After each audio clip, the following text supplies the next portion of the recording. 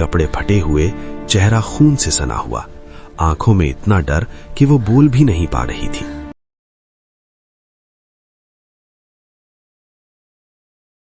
आज मैं तुम्हें एक ऐसी कहानी सुनाने जा रहा हूं जिसे सुनकर आसमान थम सा गया था और एक फरिश्ता भी अपनी आवाज खोकर खामोश हो गया था। एक ऐसा इंसान था जो न कोई वली, न कोई बड़ा आलिम, न कोई मशहूर गुनहगार, न कोई तसव्वुफ का शायर था, बस एक आम इंसान जैसे तुम और हम।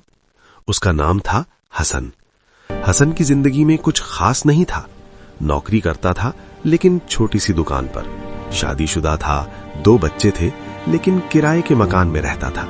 बस यही उसकी रोज की जिंदगी थी। कभी कभी गुस्सा भी आता, कभी झूठ भी बोल देता, कभी किसी का हक मार भी जाता, कभी नमाज छूट जाती, कभी दिल में किसी के लिए बुराई का ख्याल भी आ जाता। मगर एक बात थी जो शायद बहुत कम लोग जानते थे।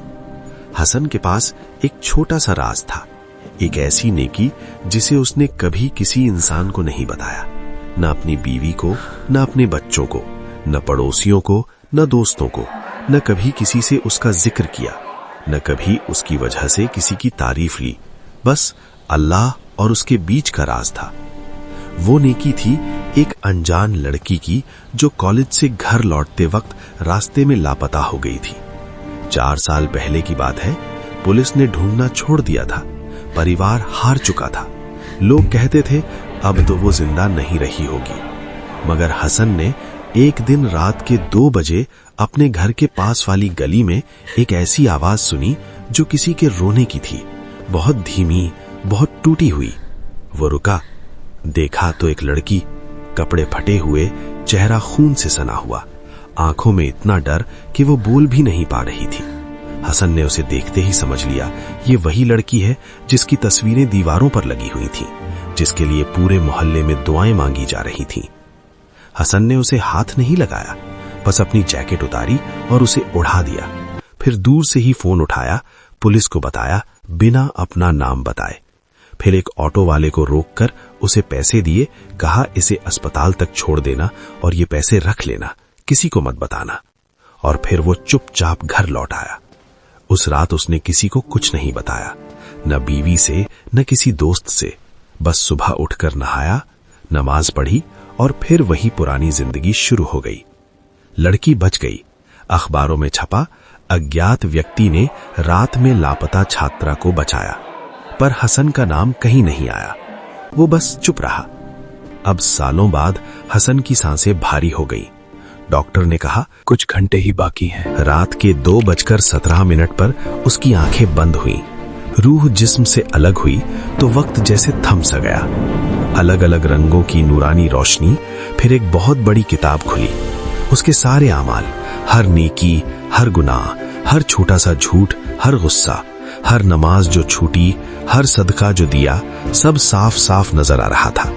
और फिर वो पन्ना खुला जिस पर वो नेकी लिखी थी जिसे हसन ने कभी किसी से जिक्र नहीं किया था।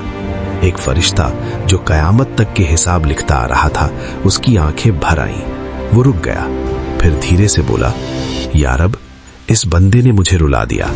इसकी वो छोटी सी नेकी जो किसी इंसान की जान बचाने के लिए की गई थी और जिसे उसने तुझसे सिवा किसी को नहीं बताया था, वो तेरी रहमत की वजह से इसके सारे गुनाहों पर भारी पड़ गई। फिर वो फरिश्ता थोड़ा रुका और फिर धीरे धीरे बोला, ऐ अल्लाह, तेरी रहमत इतनी बड़ी है कि एक इंसान की एक छुपी हुई नेकी उसके सारे जाहिरी गुनाहों को ढक सकती है।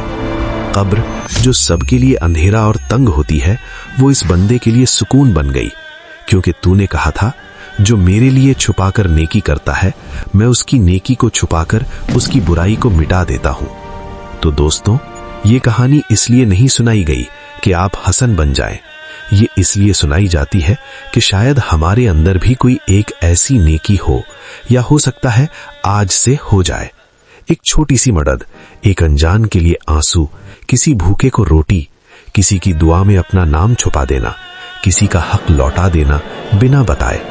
क्योंकि अल्लाह की रहमत कभी भी बहुत छोटी नेकी को बहुत बड़ी नेकी में बदल देती है। बस शर्त यह है कि वो नेकी सिर्फ उसी के लिए हो जिसके पास सारी दुनिया का राज है और सारी दुनिया उसका राज है। तो आज से बस एक छोटा सा इरादा कर लो कि आज मैं किसी की मदद करूंगा बिना किसी को बताए। शायद वो छोटी सी नेकी कयामत के दिन मेरी किताब में सबसे भारी पन्ना बन जाए, क्योंकि अल्लाह छुपी हुई नेकियों का बहुत बड़ा शौकीन है और वो शौकीन कभी निराश नहीं करता। अल्लाह हम सबको अपनी रहमत से नवाजे और हमें ऐसी नेकियां करने की तौफीक दे जो सिर्फ उसी के लिए हों और उसी को पसंद आए। आमीन।